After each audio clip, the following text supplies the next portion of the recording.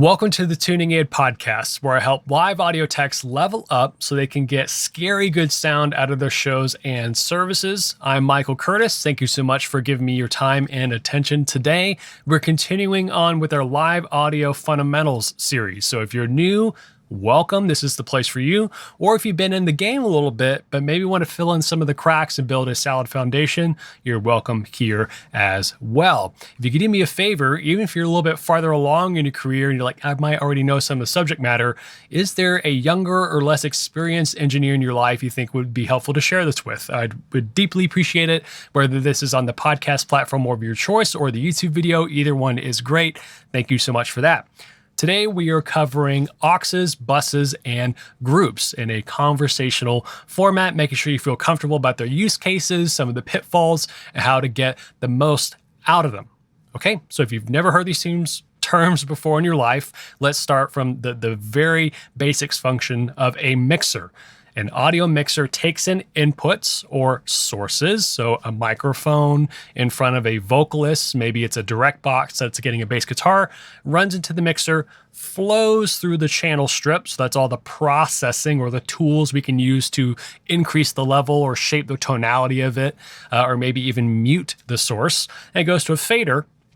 That fader can turn that level up and down and build the mix, and then that passes to what's called your mix bus. There's actually 40,000 names for it. There's your two bus, your mix bus, your stereo bus, your mix left, right.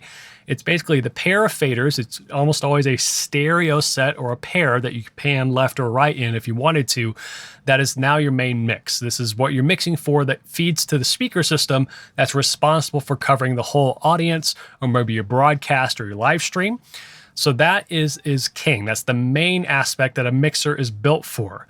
But as live sound evolved, it turned out to be there's other places that need these same sources to be sent to. So what was invented is called the auxiliary send. So if you're working on an analog desk, if you move down the channel strip in a vertical fashion, you're going to find some more knobs, usually at least two of them, that might say aux 1 and aux 2, and that's short for auxiliary. So auxiliary, just that standalone word in the English language, just means almost like ancillary, just like another place that is useful, just another bucket or destination we can send sounds. That's what it is.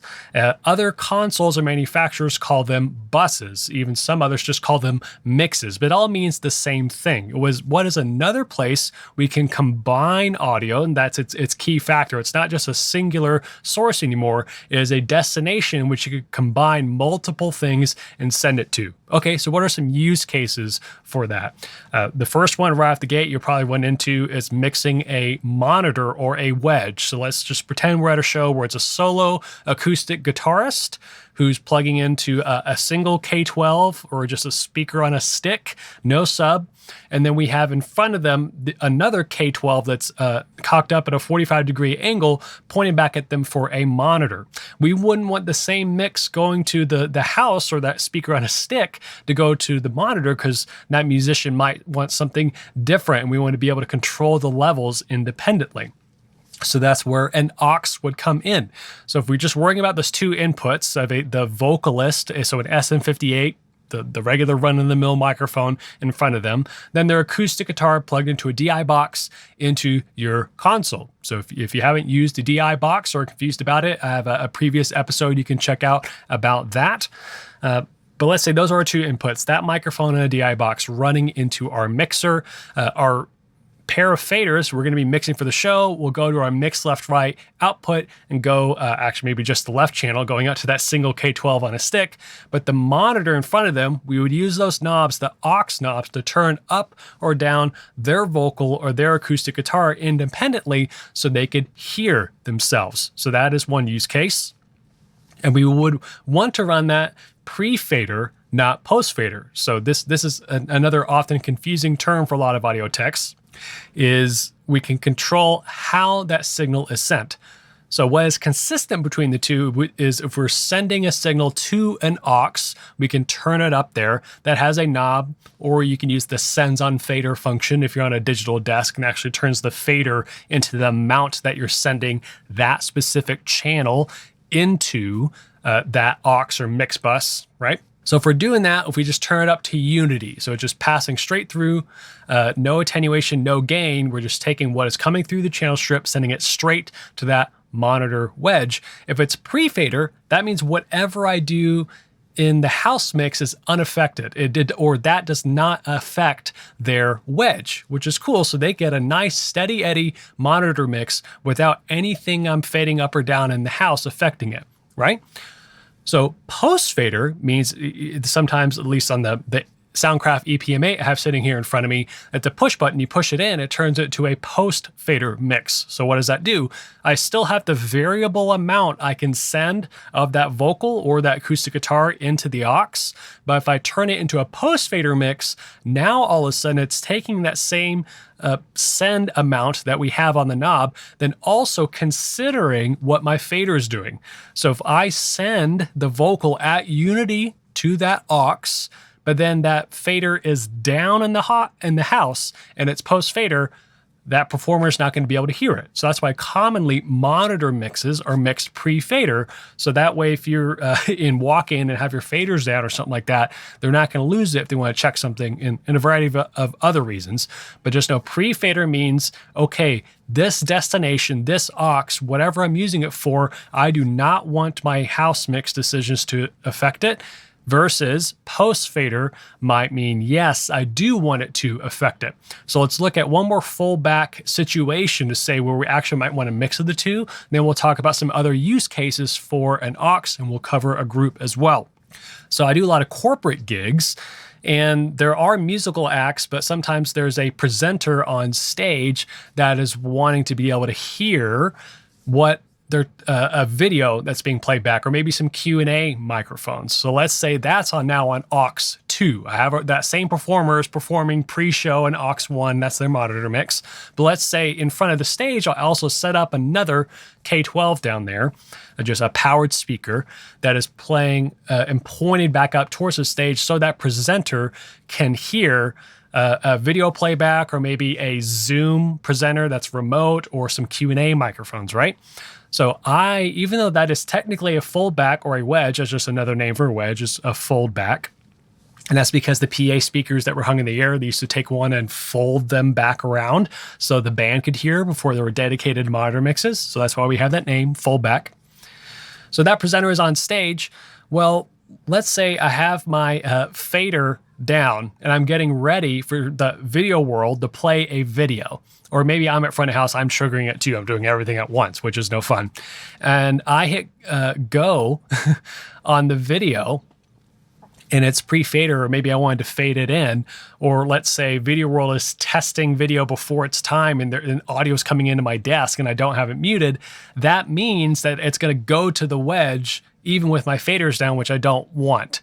So sometimes things I only want to follow what's happening in that post-fader aux or post-fader mix when I'm bringing the faders up. And so for instance, video playback, and then also Q&A microphones, because unless I have those Q&A microphones muted, they're going to go to that wedge even if the faders are down. And in corporate situations, I don't like using mutes a lot. I just like relying on what I see on my faders. So I will have them post fader going to that mix for anyone that's on stage or a remote presenter. Same thing with the Zoom input. I don't want it going there until I have it up in the house. So I make it post fader so it follows that. Okay, does that make sense? Okay, so some other use cases for an aux. Again, the actual function or the thing in and of itself, what it is just a container, if you will. So forget aux, forget bus. It just as another place we can send audio and mix things together. They can be mono or stereo, and we can either pair up a couple of buses, and some consoles handle this different. But let's say I wanted to have a stereo in-ear mix. That's another way we can use it. We mix it just like a monitor wedge, but we pair some buses together, and we can pan some things around using the pan knob to move the guitar in the performer's left ear, or maybe the keys in their right ear, something like that. We can also use it as a separate live stream feed as well. So we can use our main mix bus or left-right to mix for the house is what's called, or the venue or the room.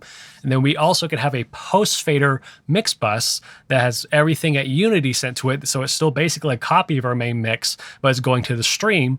But we can maybe apply some separate processing on that stream, or actually make our dialogue sit louder than the band music. So I can maybe have all of my sends of dialogue-based mics at +5 going to the stream and all my band inputs at -5. So that builds in that delta that helps the live stream be more consistent. So there's live stream mixes. And those are the main use cases for using some of them, but some others might be a mix minus. This is a fun one. So if we have someone on Zoom who's maybe a remote presenter, we want them to be able to hear everything that's going on within our show or service.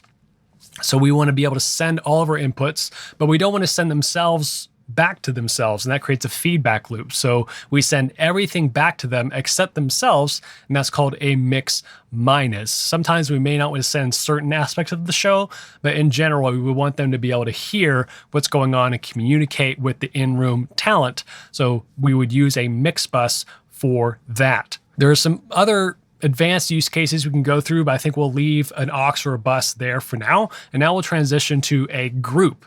A group is very similar to a mix bus, but is not a variable send. So on an aux or mix bus, I have a knob I can turn up or down the amount of a given input or source going to that bus.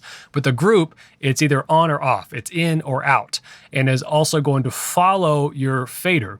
So what you would often do, let's say I wanted to make a drum group. This is very common practice.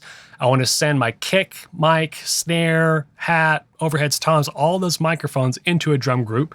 I would actually unassign them from the stereo bus, the main bus, because I don't want them going twice, but then I would send them to only the drum group.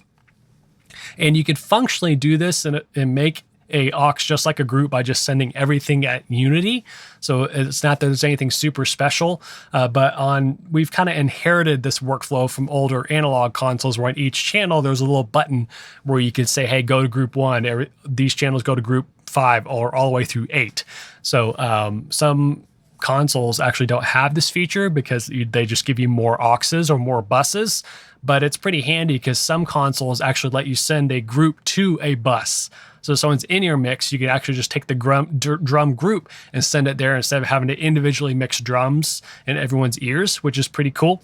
But all that being said, group is just another container, usually before the mix bus, that would send things to and process it accordingly, or just have it as a group of instruments or sources that we want to send somewhere else. And one thing I forgot to mention, we would also make sure and send that group to the stereo bus. It's not going to be routed there by default, depending on your console.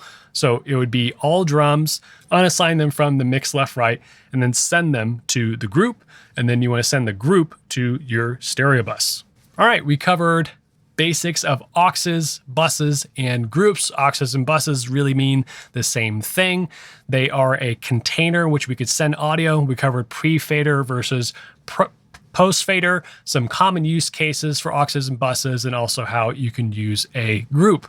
My name is Michael Curtis. Thank you for tuning in with me, and I'll catch you on the next episode.